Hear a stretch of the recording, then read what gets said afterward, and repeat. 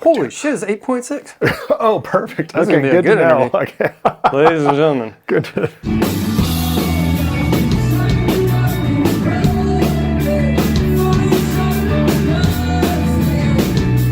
Hey, my name is Jim Ward. I'm a musician from El Paso, Texas. I also own this restaurant, Eloise, with my wife, Christine. During the pandemic, I started to have some conversations with friends and friends of friends on Instagram Live. Now that things have opened up a little bit, we've started to be able to do it in person. We call it Let's Get a Drink. So, let's get a drink. Hey everybody, welcome to another episode of Let's Get a Drink. Today I'm with a friend of mine who we've been friends for quite a long time. He comes from the movie world. Our roads have crossed a few times. Me doing some music with his stuff, him doing some video stuff with my music. Super excited. We've been talking about this for a long time. So today we got Zach Passero, my good friend. Good to see you. Welcome. Yeah, it's been a long time. Yeah, let's get a Solid. drink. So, cheers. And today, by the way, we're drinking a Mosaic IPA from Community. Yeah, it's really tasty. It is good. From Dallas, a Texas brewery. So a lot of these we've done ended up being shot like in the morning. Wow. And it would be like okay. coffee and tea and Nice. like water. So this is maybe the first one we've actually had. Well, I made sure to have a red eye before I came over, so I could at Okay. least amplify my personality a little bit. Pop up. So, thank you, first off, for taking the time. I know we thank you. tried to do Friday beers and we could never really quite get it there because you were Yeah. super busy. Yeah, I was drowning basically in my own invention. Yeah, in your own invention, right? Is that what you just said? Yeah. Yeah, exactly. So 8 years ago, did you begin 8 years ago or did you have the idea 8 years ago? And then I'll explain why. I had the idea 8 years ago. Okay. So 8 years ago, you start the Weird Kidz, correct? With a Z. Yes. Animated horror, right? So Yeah. I've watched it. It's my first animated horror feature. I've never seen one before. Wow. I loved it. I fucking loved it. Not because we're just friends. I really did love it. I wouldn't tell you I loved it if I didn't. But Oh man. walk me through that sort of. Let's talk about that, and then we'll go sort of backstory stuff. Okay. Well, I guess 8 years ago, now it would have been 9 years, almost 9 years ago, but my wife and I, Hannah, found out that, my wife Hannah and I found out that we were pregnant. We were going to have our first child. And something in that just started this weird wave of nostalgia, basically. I was like, oh my God, I'm going to be a father. And oh my God, like, what is that going to mean? And this being is going to have a childhood, and oh wait, I had a childhood, and like, how am I going to relate this childhood to them once they're old enough, and start asking questions about what it was like when I grew up. And it just kind of set off this like series of things where I wanted to prepare to be a decent parent, at least. I wanted to be able to share kind of my excitement for just like the different adventures I had growing up, or the imagined adventures. Like I feel like when we were like kind of that period of time that we grew up in, the late 70s, the 80s. There's a lot of dirt bike adventures and kind of imagined adventures based on movies we saw at the time, like just kind of these crazy blockbusters, or these like E.T. and Gremlins and these things. And so just kind of what that meant and digested through my point of view growing up. And all of a sudden I was like, well, I can make this story. It also kind of led to this realization that I've been really fortunate in my career as a filmmaker that I've get to work as an editor on features, and I've edited a lot of films, but way back when, kind of when I was going to film school and when I was in high school, like I wanted to animate my own feature film. And it was like, oh, I never did that. And I was like, well, I'm about to be, 37 at the time or whatever. And it's like, maybe that's too late. No, it's not too late. I should do it now. And so it was like all these things kind of added up to like, let's do this thing. Yeah. And it was very naive, because it was also like, well, yeah, it's animation. I can animate the characters. Hannah's a great artist. She can do the backgrounds. And it's like, we can do this while we're nesting and learning how to be parents. Like it'd be like the easiest thing in the world. Like we'll have this new Easiest thing in the world. this new being we're supposed to keep alive, and then we'll make this animated film. Yeah, no problem. Yeah. 8 years later. In 8 years. He's in third grade. Yeah, exactly. No, Finn's in second grade, almost going into third grade, and yeah, we finally just finished this thing. And it was just like constantly like, oh yeah, no, probably will finish it next year. Maybe it'll take a year or two, another year. Yeah. And it just kept going. But at some point it became about finishing it the right way and just getting through it in the best way possible. And also just raising a family and making enough money. And you don't have anyone to answer to, right? This is you and Hannah doing it on your own. Absolutely. DIY. And I know you have a good community around you. Yeah. That's helping and producing really and supporting. Fortunate. Yeah. But nobody's like busting your chops about it, right? Nobody's like, it's got to be done. Right? No, and that was the thing. Like early on, my good friend Lucky McKee, a director that I edited his films starting with Red, which we never finished, and then The Woman, and on forward now to the most recent Old Man, stepped in. And after I finished the script, he and his wife were moving here to kind of, because they loved El Paso and they visited, and they were like, yeah, let's move there. We have you to thank for that, right? You brought them in basically, or showed them? Yeah, I guess I'm responsible for that. And good one. And it's been a really fruitful time since I have moved here. And one of the first things we did was we sat down and read the script together out loud, like workshopped it together, and kind of found out, okay, well, kind of found the best way to make it flow better and work better. And then kind of from there, he was like, I'll help you produce it and bring people in and, retain your autonomy here. Like, because there's no reason not to, whatever that means, Do you feel like now you're going to have a pressure to do it? Because I noticed at the end, and no spoilers, it is 100% set up for part 2. It is. No, and it's weird because honestly, the story that there were stories that I came up with first that happened after this. Oh, and so I know exactly what happens with these kids afterwards. And I'm really excited about what that is because it's a little different. Like it's still kind of in the genre of the ending sets up for a very strange life afterwards for both these kids, all these kids. Yeah, I can imagine. And I can imagine. I'm sure your imagination is much better with it than mine. But even just as a viewer, I could see where it looked like it was going. Yeah, it could go, not where it is. And it would take place more in kind of like it's kind of settle into suburbia and just like how strange the normality of suburbia is and how these children stick out against it. And I think our generation particularly would find.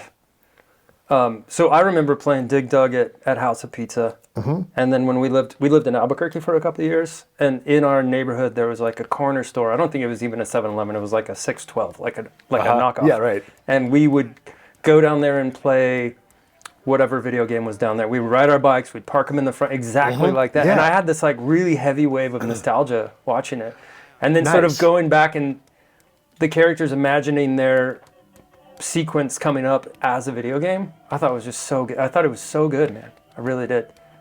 It spoke a lot, I think, to our generation, and I hope that your kids can watch it and get a good feeling from that. If that makes sense. So. What's funny is Finn is 8 now, and has gotten to watch. I mean, as a parent, has come to understand that it was this thing that I was constantly working on. Yeah.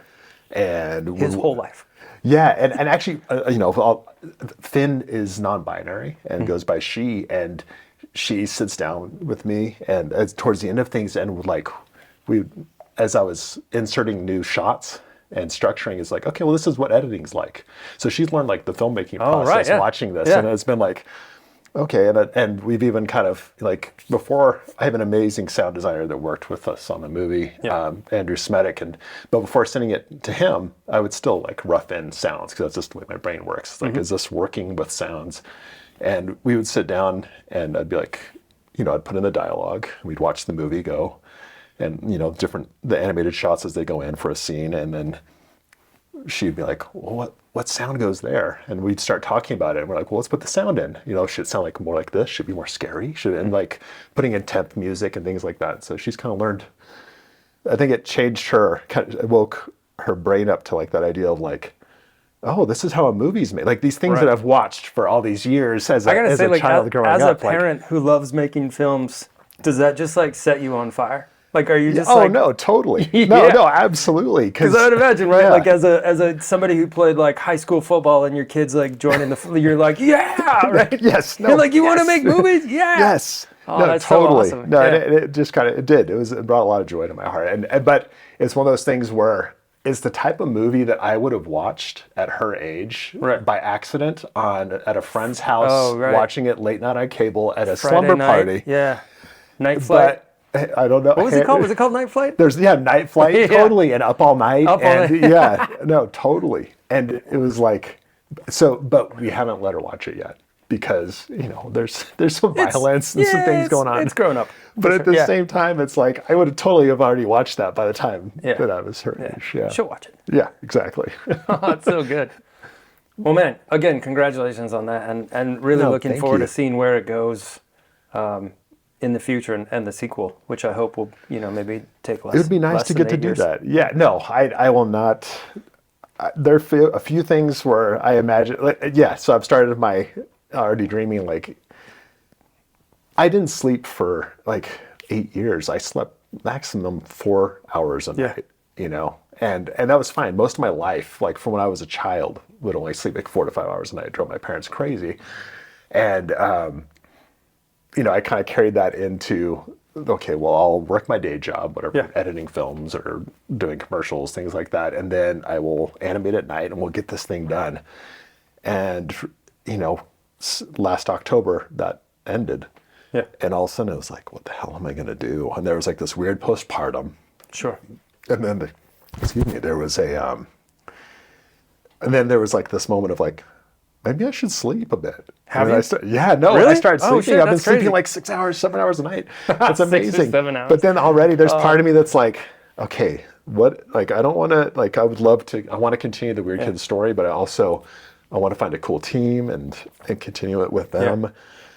But what is the thing of, what would I go down that road and spend another 8 years or a decade making something like in an isolated bubble again? And I'm like, okay, when I'm an old man, I'll make this. Basically, I'll retire, I'll move in the middle of nowhere with Hannah. Our kids will be in school or doing their lives, and we'll make this thing. When did you want to be a filmmaker? I like that this is the first time we've drank beer on this, and all I do is burp. I'm so sorry. Sorry. It's a very good beer, but it is making me burp a lot too. It's all right. I People, understand. we'll just edit it out or not. It's all right. Honestly, I have memories of wanting to be a filmmaker since I was 4. And That's insane. Which is nuts. But Yeah. it's one of those things where, at that point, it was 1979. Like we didn't have like a video camera. My parents didn't own a Super 8 camera. Yeah. But it was more like this realization, like I loved the Muppets. I loved Sesame Street. And I loved the Saturday morning cartoons. Mm-hmm. And it was like this realization came around that point, like, oh, someone makes these things for other people to look at. That's such an insane thing. I mean, for you, it won't be an insane thing to think about because you've thought about this for 40 plus years. But for Yeah. me to think about you as a 4-year-old thinking that what I'm watching is being made by somebody, I don't think I've ever had that realization till right now. Wow. Like, it doesn't right. occur to me when I watch something that, I mean, I get it. I know No, how of things are course you made. do. Yeah, But I've never absolutely. watched a cartoon and thought like, oh, that's so cool somebody makes that. I would do that. I could do that. Right. So to see that as a 4-year-old is insane. Yeah, that something just clicked. And that was it, that and one- we lived in the middle, we lived out off of Highway, 28 and basically like in the middle of nowhere, but like didn't have cable. But we get to see the Muppets and in syndication on the weekends and these and a few other shows, and it's just like somebody makes these and I like this and I would like to be able to do that and tell these stories. And so I started figuring out how to make little shadow box puppets basically at that time. So it just kind of developed in that way. Like the idea of having a camera was, years away basically. When did that start? When did you get a camera? I think the family got a camera when I was about 7 or 8. Did you just take it over? Yeah. Yeah. Yeah, once, but it was hesitant. It was one of those things because like that was like it was a prize to have. Like Yeah. it wasn't you didn't just get one. Right. Like they were pricey and it was, and my parents at first I think they were like, I don't know if we should use this thing. Like, what if he breaks it or Right. whatever. But once that door opened, where it was like, no, he can you should play with this thing and explore what that is. Like, I took it and ran with it. Do you have any of those early? Yeah, I do. Can we get any of that? What I did do eventually, I did start, like, other than like, there was a couple people that kind of brought, I guess, supported this idea along the way, or like, moved forward this idea of making things. And like, I had, the first step was I got like a Fisher Price tape recorder. And, when I was like 6, and it was like, oh, you can record your own radio show or stories. And I had this big brother figure, Paulo Luckett, and we would make these like insane, he would like, together, whenever we got together, we'd make these insane like radio plays. And then I was like, oh, okay.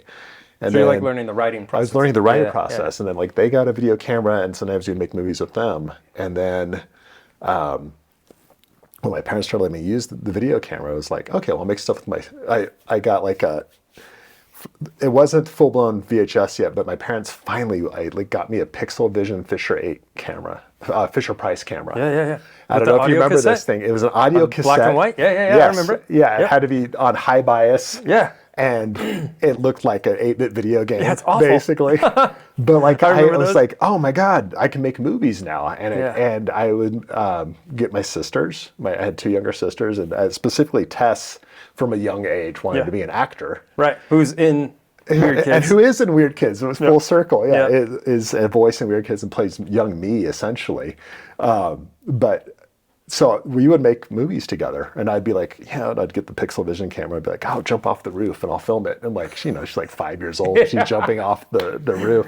Oh, so good. And then eventually it opened up to my parents were like, okay, you can use the VHS deck, and I would make animations because it would record for 1 second at a time. Yeah. Even though, you need at least 1/12th of a second, or 1/24th of a second to make it really work. But these like really long-winded animations, because they were cumbersome. But learning. Experimenting. Right? Absolutely. And then into high school, and then straight to film school, right? And then went to film school. Yeah. And film school was an interesting experience because I don't know if it was, it's like, I don't know what I expected it to be, honestly, but what I came out of it with was the peers that I have made movies with for the rest of my life thus far. Like, I met Lucky McKee there, I met Justin Stone there, I met Chris Severson there. And we kind of, and John Luckett, who ended up doing a song for the Weird Kidz, and Ben Boyer, who did a song for the Weird Kidz, like we kind of all met there and lived together, and so like my peers were there with the equipment to make things, whether or not they went over well or not. Well, does that matter? No, it's all learning experience. No, it's all, and that's the thing. This is Weird Kidz is a learning experience. Like it's always a learning experience. I'm obviously, as a friend, I'm super proud of you, but two, as an El Pasoan, I love that you stayed here. We've had this conversation before about staying here and sort of contributing back to our community and raising what or building the foundation for maybe what will come. Absolutely. And I think it'll be a long process, obviously, but you guys have such a cool space that you're working at. And in that, yes, no, and we owe so much, like Charles Horick has offered an amazing space for this to happen, and has offered a lot of autonomy for Weird Kidz and support, and as a producer. But what's cool is we're starting to see, like, there is a film scene here, and there are some really great filmmakers here that are kind of starting to make their own things, and the infrastructure is starting to form for that to happen. So for me as an outsider, I wouldn't see any of that stuff. So tell me, excuse me, just for a second, about sort of what's coming. I mean, not just for you, and before we're done, but what's sort of coming up for you, and then also what's coming up for our city, and how you think it's those foundations are being laid and built upon. That's a really good question. Boom. No, I mean, all of them are a good question. No, I'm just kidding. But like, that's the beer.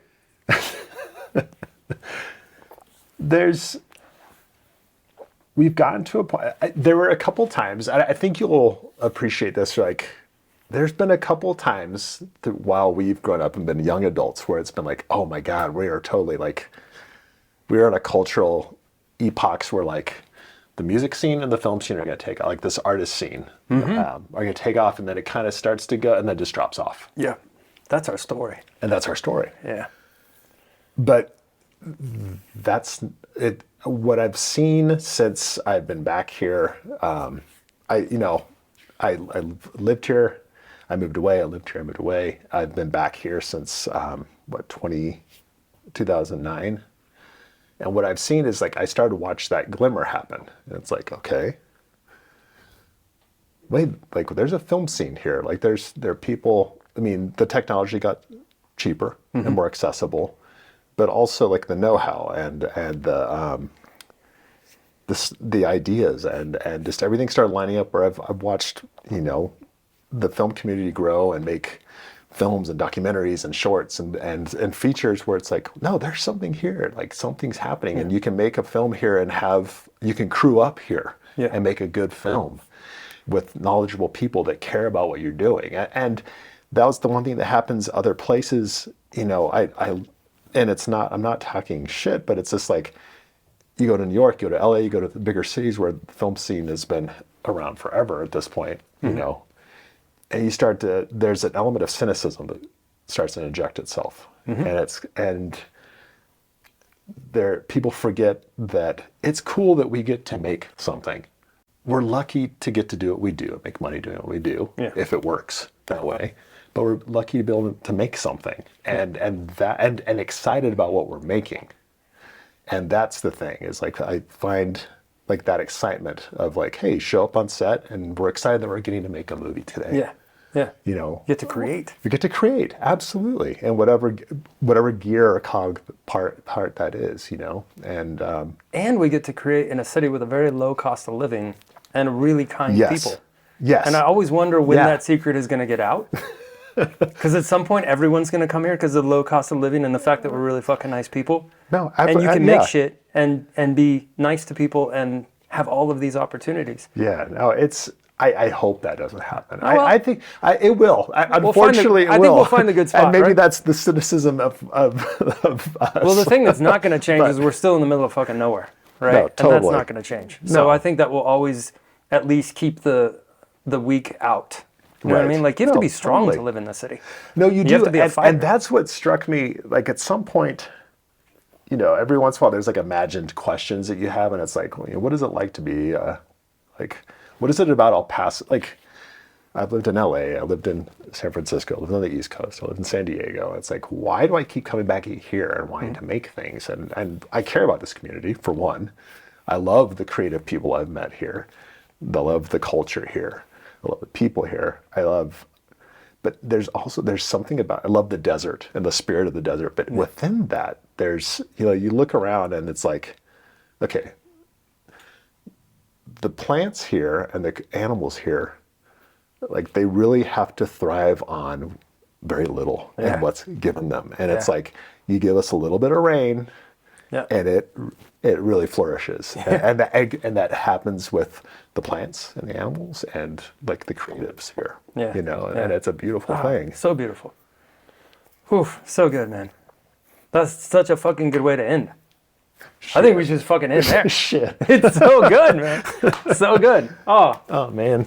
So no, good. Thank you for having me. And thanks for watching the film, and thanks for your support. Like, of course. And encouragement, because that, you know, you've always been really encouraging, well, likewise. And so from making Weird Kidz, from making Motel Glimpse, like and beyond, and letting me join you and making videos and music videos and things. Quick note on Motel Glimpse that I want to say, because we're on this. So in that, and I think I've told you this before, but my dad gave me a cassette of The Grandfather I Never Knew. Wow. Right, because he died before I was born, of him singing songs.